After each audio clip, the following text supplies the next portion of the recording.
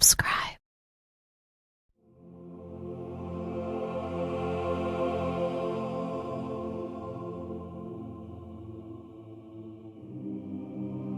Charlie Kray, in his own words, Episode 1. This video will cover the death of Violet Kray, losing Gary, and the 1997 cocaine trial. What you will hear throughout the video is 100% quoted word for word from the late Charlie Kray.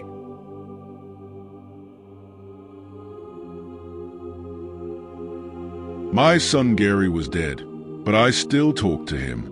"Well, Gary," I said, looking at his photo on the wall of my cell, as I had done every day for the last 10 months. "Today's the day. I wonder what will happen." It was the morning of Friday, the 20th of June, 1997, the day the jury were expected to reach their second, most crucial verdict in my trial on drug charges. I was as sure as I could be that they would find me not guilty of helping Ronnie Field and Bobby Gould, who had admitted supplying 2 kilos of cocaine to undercover police.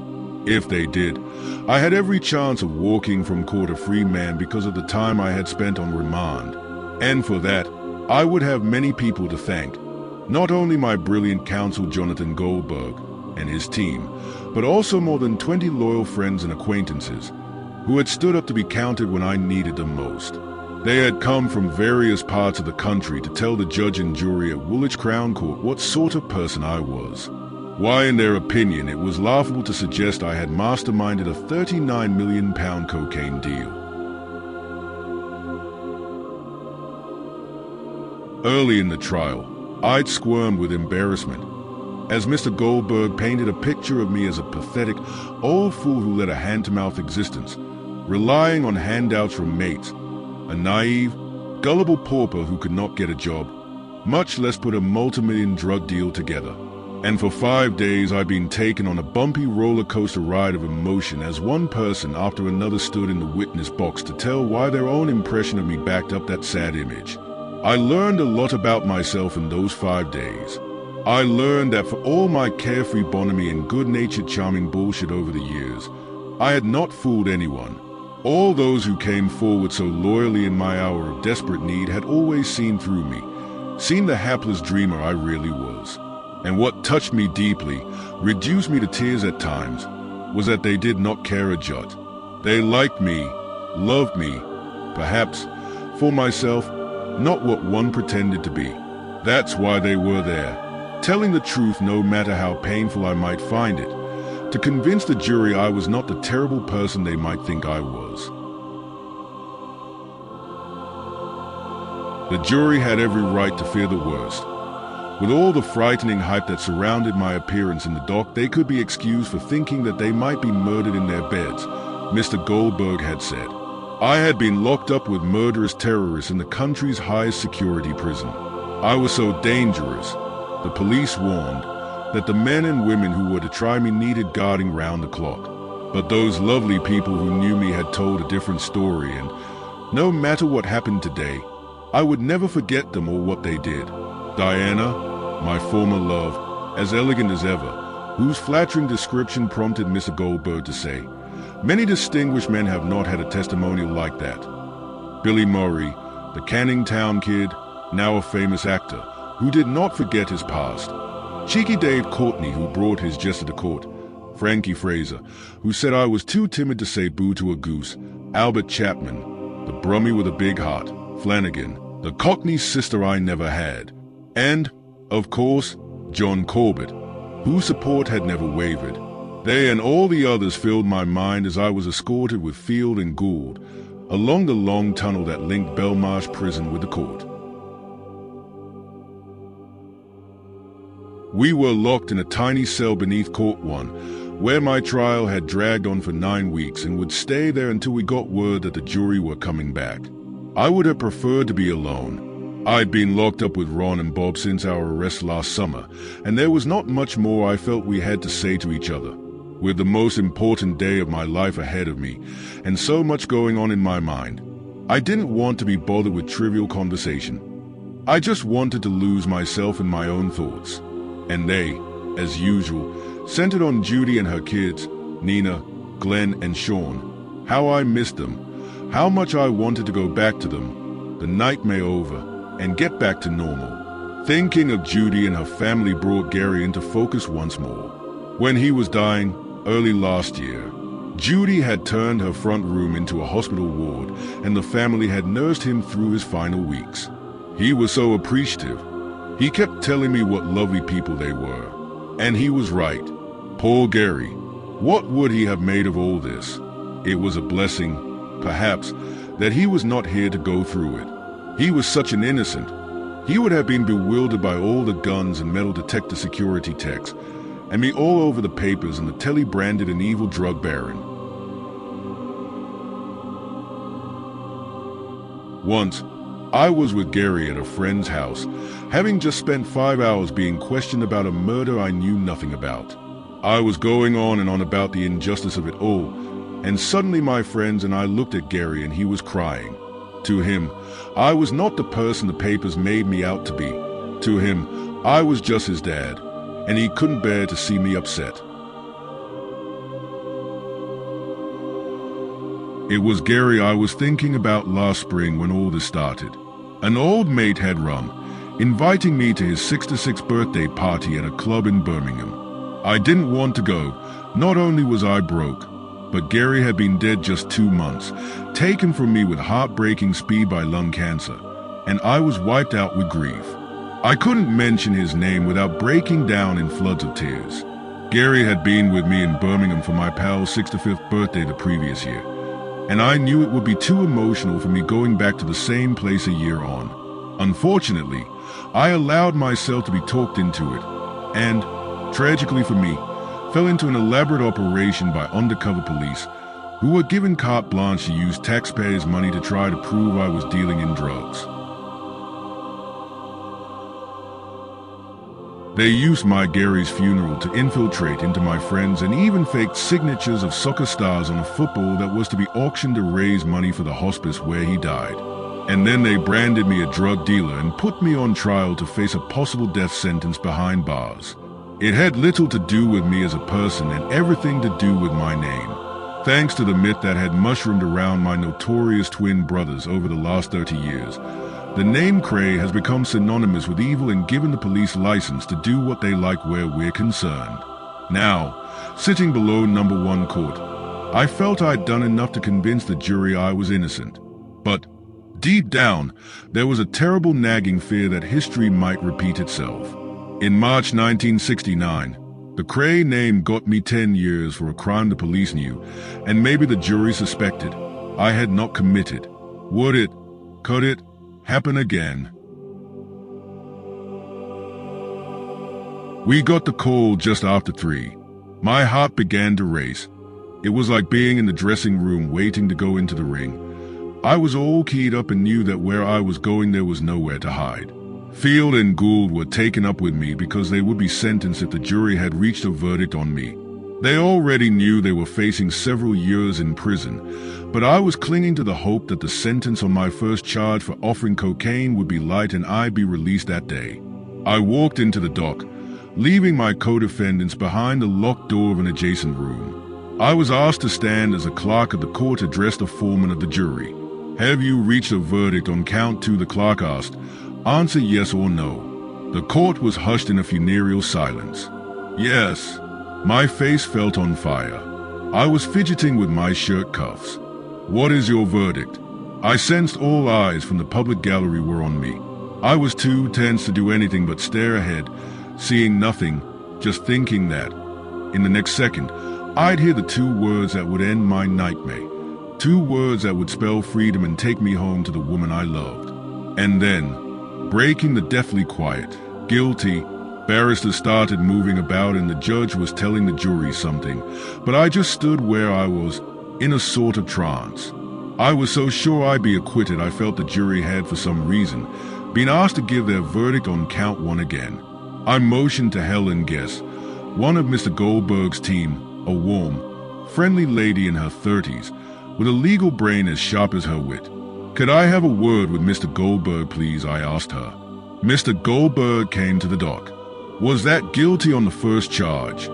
I wanted to know. "No, Charlie," he said. his face creased with disappointment. "It's the second. I'm sick, totally sick. But try not to be too depressed. There are grounds for an appeal." I was so confused that I just stood there, not taking it in, and then I was aware of Ron and Bob moving into the dock alongside me, and the judge telling the court that everyone had had a long day and that he would not be passing sentence on the three of us that day. He would do it on Monday. That Saturday and Sunday was the longest, most worrying weekend of my life. It took a long time for the jury's verdict to sink in, and to be truthful, I did not understand how they had reached it. While giving evidence, I'd sworn on oath that I'd never handled drugs, and I meant it. I would never dream of doing anything that would jeopardize me being able to go to Chingford Cemetery and tend my Gary's grave. That is everything to me. For comfort, that terrible weekend, I looked at Gary's photo more than ever and talked to him as though he were in the cell with me. God knows what the judge was going to do on Monday. Throw the book at me, I shouldn't wonder. Whatever the sentence was going to be, I was relieved Gary would not be around to suffer it. He'd been such a soft, sensitive, innocent young man, and seeing his dad behind bars in the winter of his life would have destroyed him. I was pleased, in a strange, sad way, that my dear mum was not alive either. She had gone through enough with all that had happened in the 60s, and I would not have wanted her to witness my humiliation.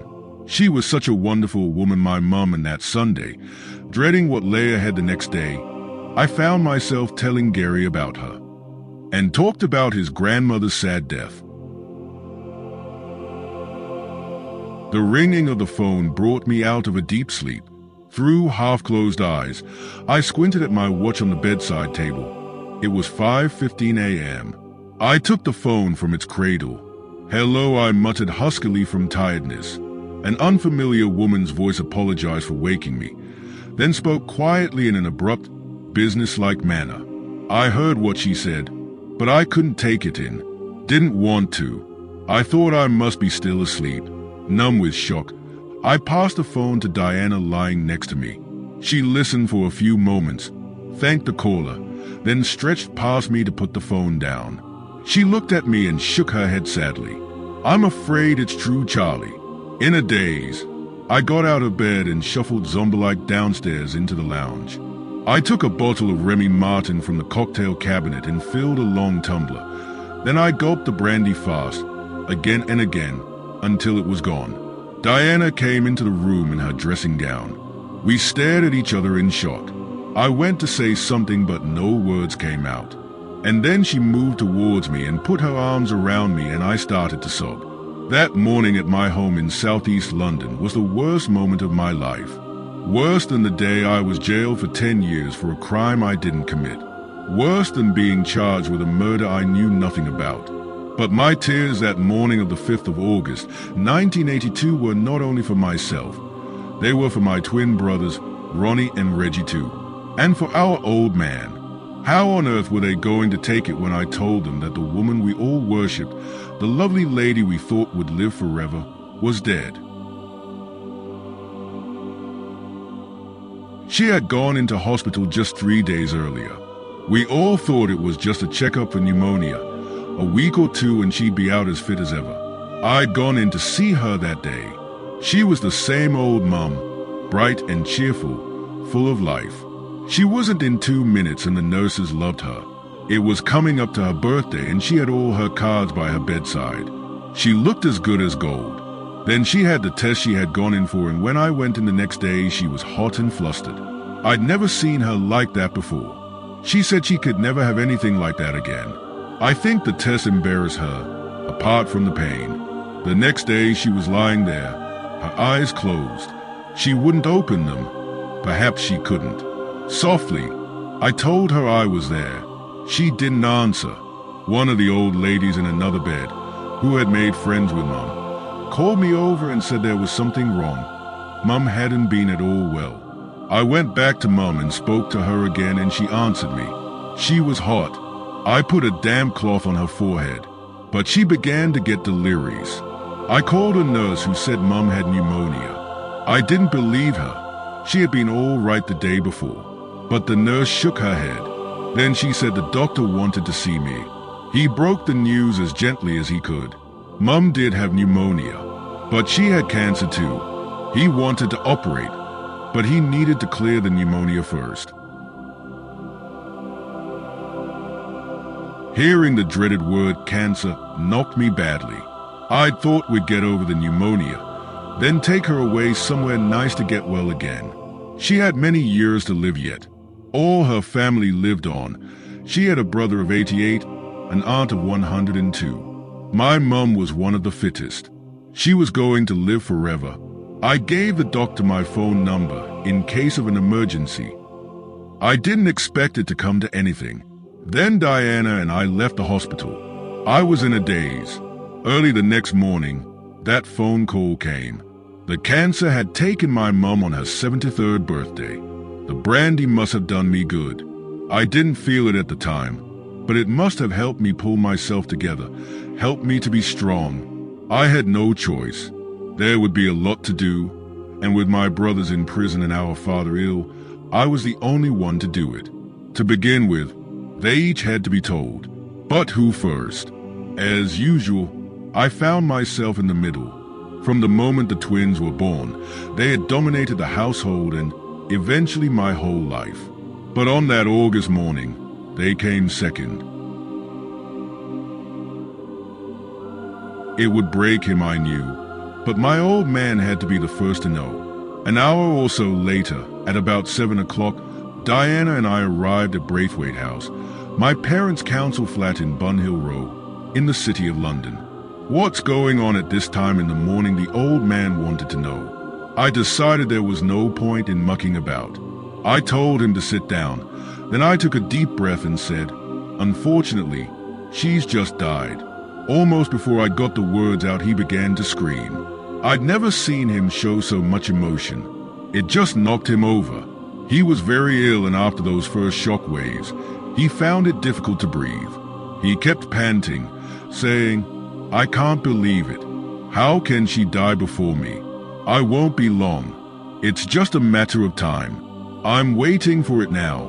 My old man, bless him, didn't have to wait long to join his beloved Violet. That morning he lost the will to live and was dead 8 months later. I decided to tell Ronnie next. Wednesday was not a normal visiting day at Broadmoor, but I could be there in little over an hour if I was allowed to see him. The train, boat, taxi journey to Reggie on the Isle of Wight would take about 5. Broadmoor's director told me to come immediately and agreed to say nothing to Ron. But I wasn't thinking straight when I asked Parkhurst to keep the news from Reggie until I got there the next day. "That's not going to be easy," said a prison officer I knew from previous visits. "He's got his radio in his cell. We can't take that away. Anyway, someone else will hear." I didn't say anything. The thought hadn't occurred to me. Charlie, the welfare officer, said, "If you can trust me, I've been with Reggie for years.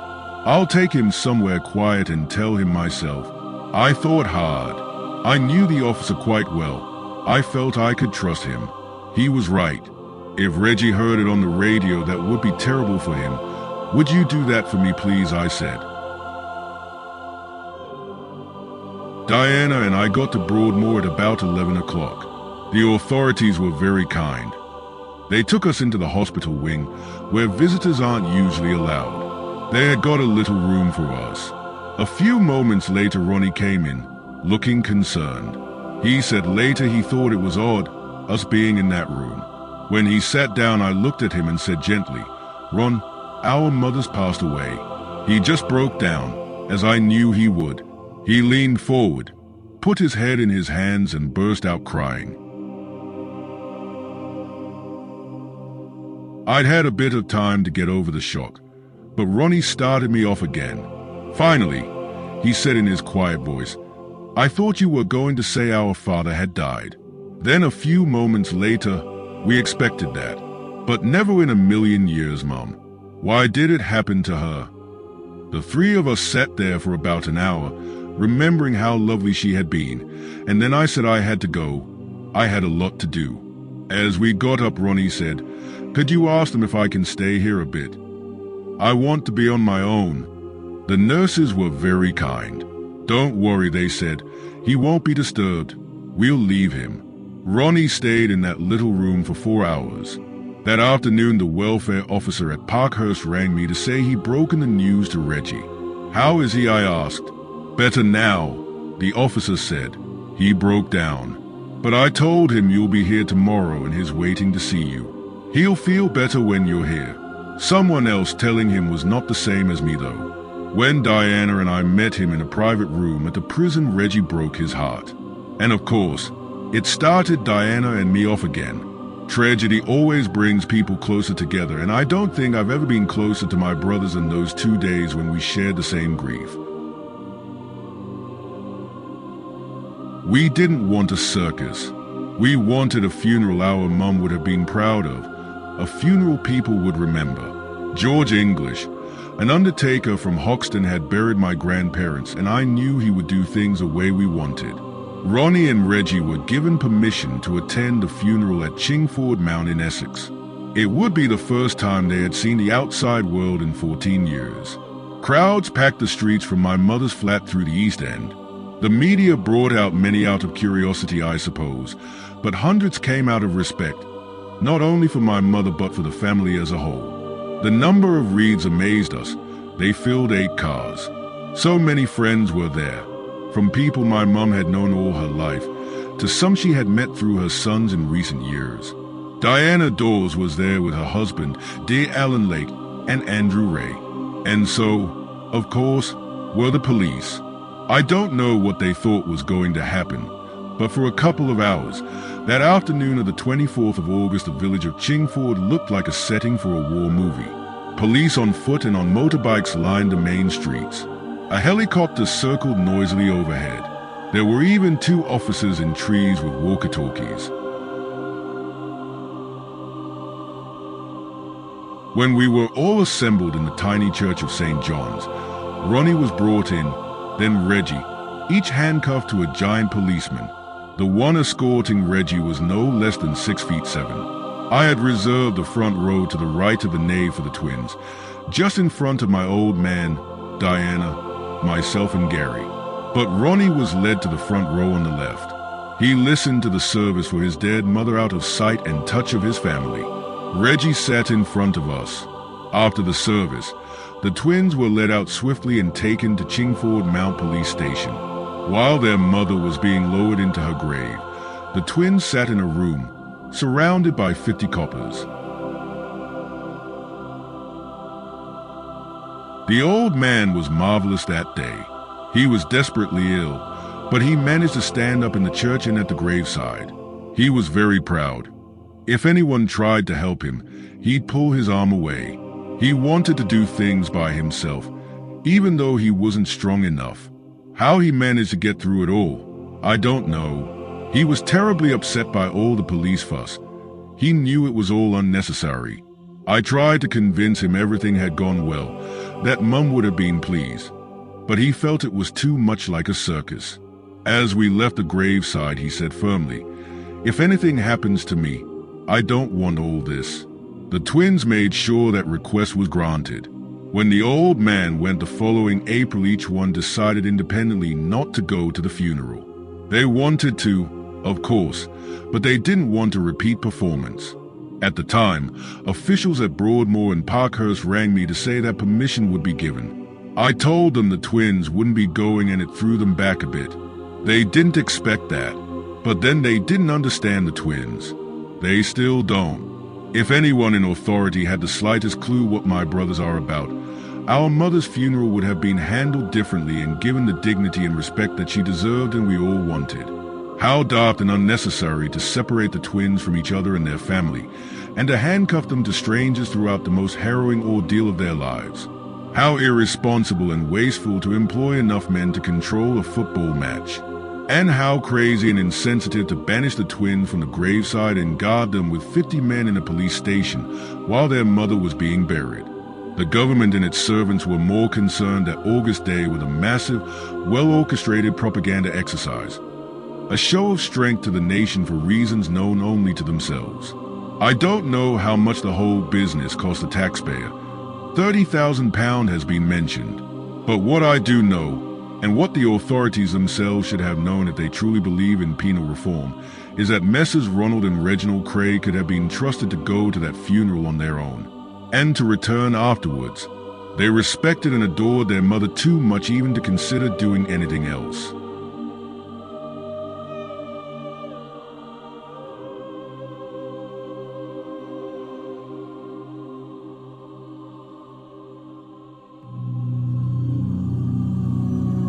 Thank you for watching. If you enjoyed the video, please join our Facebook group. It's called Krays Crime Lords of London. We're a friendly moderated group with over 1,000 Kray and other celebrated gangster videos available for view. There's also thousands of images in the photos sections. The link for the group is in the YouTube description section. I hope we see you there soon. Leave a like and subscribe.